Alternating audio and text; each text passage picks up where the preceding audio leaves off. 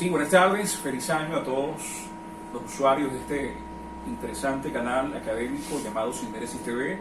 Como ustedes saben, es un canal enfocado en Venezuela, pero con una mirada geopolítica. Tenemos aquí al moderador, licenciado José Luis Pérez, este servidor Daniel Padován, en la cual vamos a retomar un poco los aspectos, todo lo que ha acontecido desde el año pasado a lo reciente, que han acontecido muchos eventos importantes en el ámbito geopolítico que repercute a los venezolanos. Vamos a comenzar, como siempre lo hemos dicho, desde lo global. Si no entendemos lo global, nunca podremos entender lo local. Entonces, licenciado José Luis Pérez va a dar un planteamiento desde la geopolítica interesante, en la cual vamos a ir interactuando, ¿verdad? Aportando sus ideas, las mías, y la idea es que ustedes al final juzguen y se lleven una herramienta del saber valiosa para sus hogares. Muchas gracias. A continuación, licenciado José Luis Pérez. Bueno, muchas gracias. Bueno, buenas tardes. Vamos a hacer un análisis aquí partiendo de lo que se conoce como la geoestrategia global. Es decir, ¿quiénes son los bloques antagónicos dominantes del mundo? Tenemos dos grandes bloques. El bloque chino-ruso y sus aliados estratégicos, que en este momento, desde mi punto de vista, han alcanzado el objetivo económico y tecnológico superior al bloque de los Estados Unidos y sus aliados estratégicos. ¿Por qué digo esto? Lo digo porque estamos en una situación que la crisis de la pandemia del COVID-19 ha englobado una nueva situación mundial. Es decir, la gran mayoría de los países en este momento, desde el punto de vista de la economía, desde el punto de vista del Producto Interno Bruto, han sido golpeados. Por ejemplo, en nuestro caso, en nuestra región, el único país que va a estar en azul es Guyana, que lo tenemos aquí cerquita, aquí cerca de Venezuela, y es un elemento geopolítico que tenemos que estudiar muy detenidamente. Y en la parte global, la China tuvo un crecimiento casi del 1,5%, y otros países, como en el caso de Venezuela y la región, fueron muy golpeados por la pandemia. Entonces, esa es una de las cosas que tenemos que tomar en cuenta en ese análisis geoestratégico. Como, por ejemplo, en el bloque de los chinos y los rusos se va haciendo un proyecto enorme con respecto a la tecnología, con respecto a la economía, y cómo a partir del mes de diciembre crear un bloque fuerte que es mayor que el bloque de los Estados Unidos y sus aliados. Entonces, yo le paso la palabra aquí al compañero para que tengamos una discusión muy amena, utilizando una metodología dialéctica, ¿verdad? Donde uno parte de una tesis, después viene una antítesis y después viene una síntesis general de toda la problemática con argumentos técnicos, políticos, bien de carácter sindérico o de sindéresis. Sí, bueno, gracias por la oportunidad, licenciado, dándole fortaleza y colaborando en esos planteamientos iniciales que son importantes. Es verdad, estos bloques de poderes están enfrentados, es inevitable una colusión si no toman las medidas respectivas, porque sabemos que el bloque de poder de los asiáticos, apoyados también por la tecnología rusa, ¿verdad? Y nuevamente también por el antiguo imperio otomano, llámese los turcos, están haciendo una fuerza con los aliados europeos, que son aliados británicos y también aliados norteamericanos, porque pudiéramos estar en presencia actualmente en una guerra de cuarta o quinta generación. Es una guerra bajo otros aspectos, bajo otras medidas, otros parámetros. No es la guerra tradicional que revisamos en nuestros textos escolares, nuestros textos académicos, que son confrontaciones de índole armada, sino confrontaciones en otros ámbitos, en los ámbitos tecnológicos, en los ámbitos de sanciones o actividades coercitivas en el ámbito económico para bloquear el ascenso de una potencia que están emergiendo, como es el caso de los chinos, ¿verdad? Que actualmente es la segunda economía del planeta, muy cerca de quitar el poderío tecnológico a los Estados Unidos. Para nadie es un secreto que los chinos, como tal, manejan el 90% de las tierras raras. La gente preguntará, ¿qué son las tierras raras? Las tierras raras son los diferentes elementos donde desarrollan tecnología militar, aeroespacial y tecnología de punta, como pueden ser los teléfonos, ¿verdad? Carros inteligentes y toda una diversidad de tecnología que no es pública al ciudadano común, sino que se desarrolla siempre en el ámbito militar. Ellos han desarrollado eso de tal manera, para nadie es un secreto, que el 5G que desarrollan los chinos está avanzado, según los especialistas, 4 o 5 años por delante de la plataforma 5G que manejan los europeos y manejan los norteamericanos.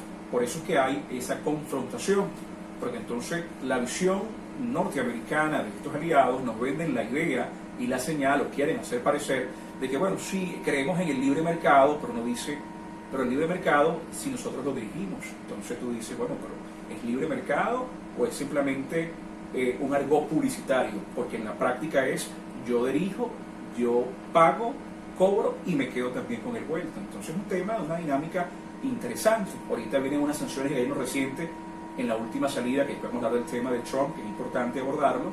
Sanciones que quedan escasamente una semana para la entrega del poder, para el ascenso o la asunción al poder de Joe Biden, y resulta que acaban de una serie de sanciones otra vez que implican en nuestro territorio, a Venezuela, a Cuba, a China también, donde nos están colocando una famosa blacklist o lista negra, que esto es para considerar realmente, en la cual buscan en cierta medida erosionar todo el campo diplomático que se han hecho estos 4 años de la gestión de Trump, y en la cual el nuevo gobierno tiene que buscar puentes de entendimiento para buscar el equilibrio económico que beneficie a ellos, los reivindique como potencia y logre el equilibrio económico y político en los demás países del mundo. Entonces, bueno, es lo que puedo plantear. Sigue el amigo licenciado con su planteamiento y estamos aquí en esta interacción. Sí, esto es muy importante lo que acaba de decir aquí el licenciado, porque ¿cuál es el problema que hay entre los Estados Unidos y la China? El problema que hay entre los Estados Unidos y la China es que uno de ellos lo está superando desde el punto de vista tecnológico y desde el punto de vista económico. Y eso genera una situación de enemigo. Y esa situación de enemigo, fíjense que no es una situación de adversario, ni una situación de aliados estratégicos, pues son 3 cosas completamente distintas. Esa situación de enemigo que tiene los Estados Unidos con la China, por toda esa serie de competencias que hemos hablado, crea precisamente una problemática con los aliados estratégicos de los chinos. ¿Cuáles son los aliados estratégicos de los chinos y de los rusos? Son precisamente Venezuela, es un aliado estratégico de los chinos y de los rusos. ¿Y qué sucede? Que Venezuela, por sus recursos naturales, que también tiene piedra rara bastante, y además de eso es un país que indudablemente aquí en América Latina es el 4º país que tiene agua, y ya el agua es un tema que tenemos que tomar en cuenta porque el agua se ha mercantilizado y es un elemento que debe de estudiarse detenidamente, porque los estados de alguna manera tienen que hacer un análisis sobre lo que sucedió precisamente con el agua. Entonces, ese tipo de lucha, ese tipo de guerra que existe desde el punto de vista económico, desde el punto de vista político entre los Estados Unidos y la China, genera precisamente esa gran confrontación hacia América del Sur. En el caso de nosotros, Venezuela. Y tenemos un epicentro, que es el epicentro de la Guyana Esequiba, que es un epicentro verdaderamente importante tomar en cuenta, porque es el único país, porque ahí se están haciendo un impacto económico que se está generando en el área petrolera, y convierte a la Guyana en el único país que ha tenido un crecimiento económico en el año 2020. No solamente a nivel de la región, sino incluso a nivel mundial, está clasificado como el primer país en cuanto a Producto Interno Bruto de crecimiento en relación al año anterior de mayor estadio, que son más aproximadamente un 50%. Entonces es allí uno de los problemas que nosotros como venezolanos tenemos que confrontar, y los venezolanos, y en esta manera el gobierno nacional tendrá que entrar en un juego político para poder dirimir esa situación, y como país pequeño tener una situación de poder sustentarse y poder tener una estabilidad en la confrontación de esos 2 grandes colosos. Es muy cierto lo que dice el licenciado, y para apoyar en ese planteamiento, ¿verdad?, y englobar bastante la idea, es importante, tenemos una confrontación con Guyana en la cual hubo una sentencia lamentable para la defensa de la soberanía nacional el 18 de diciembre del año que acaba de culminar, en la cual aparentemente hay una sentencia en la cual el juzgado de la Corte Internacional de Justicia, ¿verdad?, avalada por la ONU, está dando a lugar y cree que tiene competencia para dirimir el problema territorial entre las dos naciones, en la cual Venezuela genera un profundo rechazo, argumentado de que ese diferendo debe dirimirse entre las dos naciones, en la cual la ONU solo podría actuar como mediador. Entonces hay un planteamiento, se ha creado una comisión, si no me equivoco, el abogado constitucionalista Hernán Esquerrá, creo que lidera la comisión para defender el territorio venezolano, como dice aquel eslogan, Venezuela nace por el Esequibo.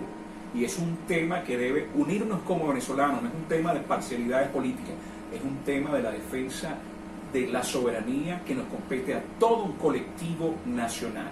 Pero hay que informar, el Estado debe informar de manera clara que no es un tema politiquero, es un tema de defensa de los territorios en el cual se han hecho estudios, donde están las grandes transnacionales y se han conseguido gigantescos reservorios de petróleo, que por eso hay fuertes transnacionales detrás presionando a Guyana para que se le dé la concesión a Guyana en detrimento lesivo de la soberanía venezolana, y eso no se puede permitir, y se está agotando todas las medidas diplomáticas en defensa de nuestro territorio. Muy bien. Hay un punto que es importante tomar en cuenta, estimado licenciado, que es la crisis de los Estados Unidos, que es una crisis que indudablemente ha creado lo que se llama un punto de inflexión entre lo que es China y los Estados Unidos, porque yo ubico la situación entre esos dos países que en este momento son los hegemones del mundo, conjuntamente con los rusos, que no lo podemos descartar. Claro. Y justamente tenemos un efecto muy poderoso, que es la pandemia, que es el COVID-19, que ha generado incluso en los Estados Unidos a lo largo del año 2020 una cantidad de muertos que está alrededor en este momento, en el mes de enero, de 400.000 fallecimientos por COVID-19.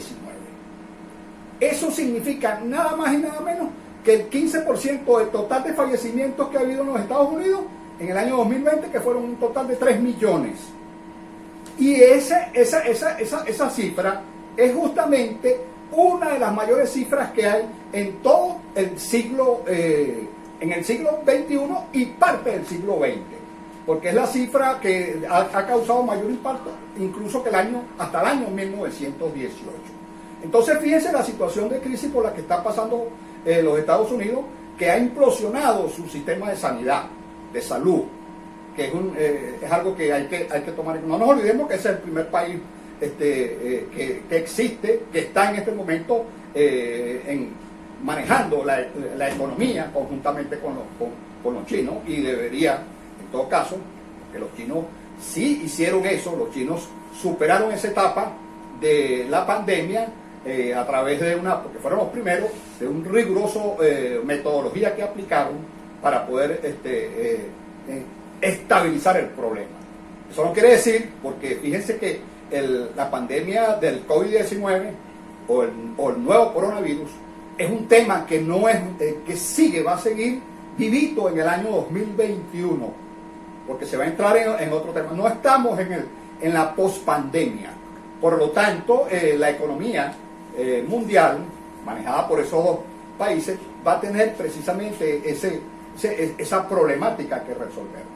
Entonces, y además de eso, en los Estados Unidos está el problema de la ruptura partidista, que existe una polarización tremenda que está generando lo que se conoce como una preguerra civil.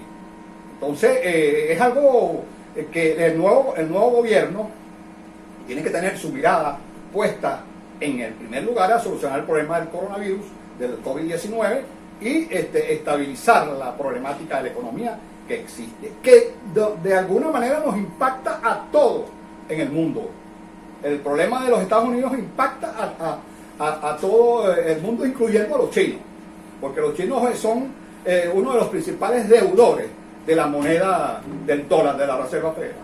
Entonces hay que tener mucho cuidado en ese sentido. Y en el caso de Venezuela, que realmente estamos en una situación geopolítica por el hecho geográfico, una situación muy cerca de los Estados Unidos. Entonces esos dos países, en esa confrontación de enemigos, tienen esa mirada puesta en los Estados Unidos, y geopolíticamente la situación con respecto a los Estados Unidos y Venezuela no va a cambiar.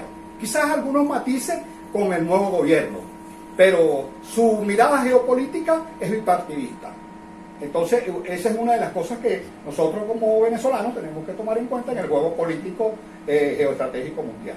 Perfectamente cierto, licenciado.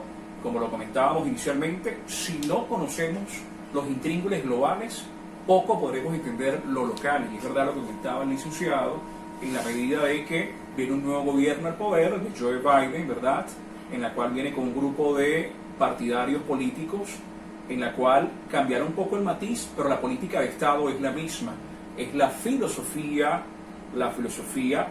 norteamericana, en la cual, ayúdeme licenciado, está la doctrina Monroe. Como ustedes saben, la doctrina Monroe, una doctrina que promovió el presidente John Quincy Adams, ¿verdad?, y en la cual Monroe lo decretó en una disputa como tal a nivel, pues una presentación en el Congreso, en la cual era la visión de América para los americanos, pero es la percepción actual, cuando lo visualizamos, después que nos adentramos en los libros, en el saber, es América para los norteamericanos.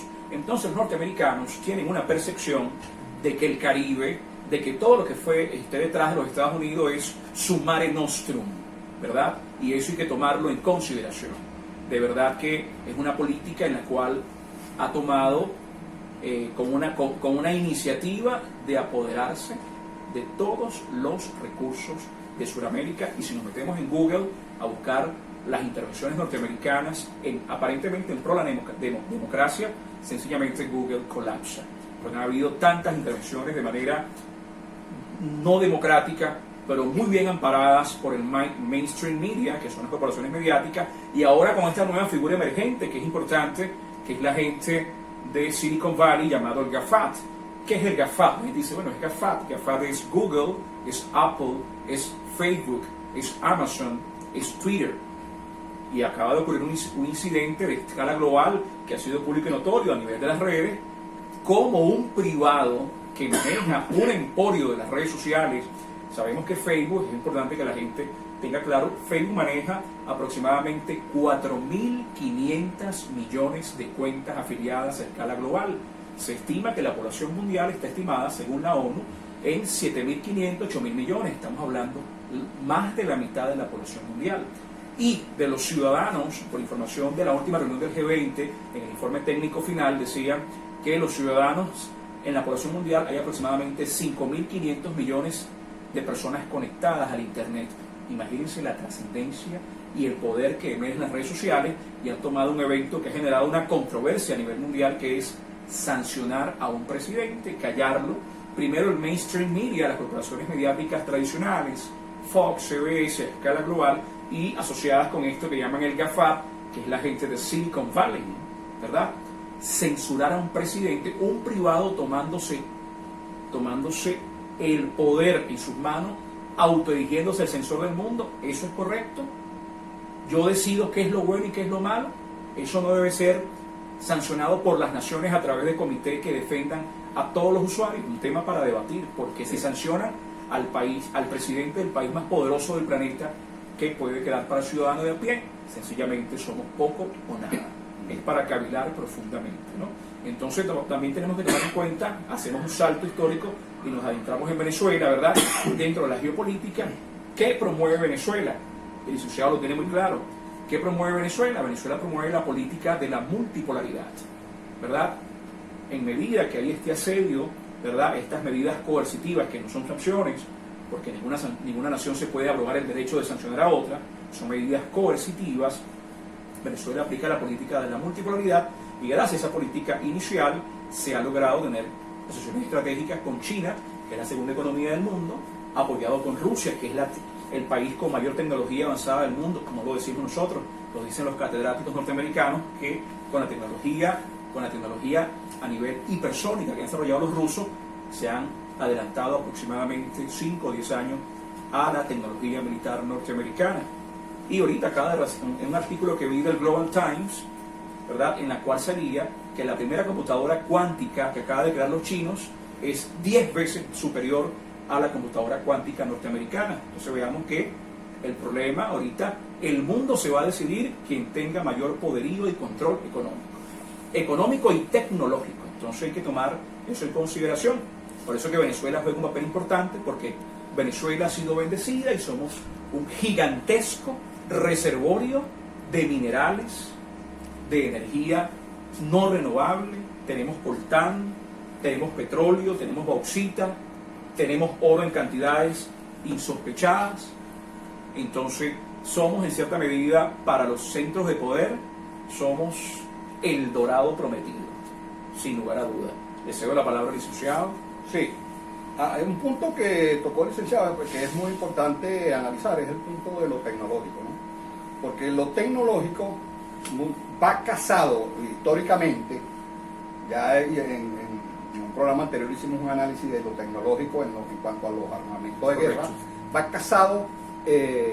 casado totalmente con lo militar. Es decir, y lo militar es un componente bastante fuerte en lo que se conoce como hegemonía de un país, ¿no? Entonces, si lo tecnológico va creciendo en la China, entonces es posible que en un corto plazo la China se podría convertir militarmente en un país más poderoso que el de los Estados Unidos. Esa es una de las cosas que hay que tomar en cuenta, que hay que analizar. Es pertinente, ya me están diciendo que me queda poco tiempo, es pertinente tomar en cuenta algo muy pequeño en lo que concierne para el caso de Venezuela, que es el juego político que el gobierno nacional, presidido por el Nicolás Maduro, debe tomar en cuenta todos esos análisis que se hacen para que de alguna manera haya un consenso a nivel nacional sobre cuáles son las decisiones que se tienen que tomar en virtud de proteger el bienestar de todos los venezolanos. Por eso es que en lo económico, que estamos entrando en lo que se conoce como la economía digital, es bueno estar estratégicamente asociado en lo tecnológico con los países que realmente nos den una transferencia tecnológica para poder tener una mayor usabilidad en esos dineros electrónicos que vamos a utilizar. Pues si no tenemos una mayor usabilidad en esos dineros electrónicos, entonces vamos a tener una serie de problemas, ¿no? Para el desarrollo de la economía digital. Entonces es importante eso, que la economía digital esté con una tecnología amigable, porque la economía digital va a desarrollar la economía real en Venezuela. Entonces, como ya estamos casi terminando, ya los directores nos están haciendo pues la cuestión de que estamos llegando al término del programa. Queremos que ustedes, nuestros usuarios, hagan sus respuestas, sus preguntas, que debatan, digan no estoy de acuerdo con esto, porque lo que realmente se persigue en estos programas es que el mayor número de ciudadanos comunes y de a pie como nosotros, de alguna manera nos empoderemos en esta tecnología y podamos tener una voz para que sea escuchada por los gobiernos. En este caso, por el gobierno que preside Nicolás Maduro. Muchas gracias. Gracias por estar.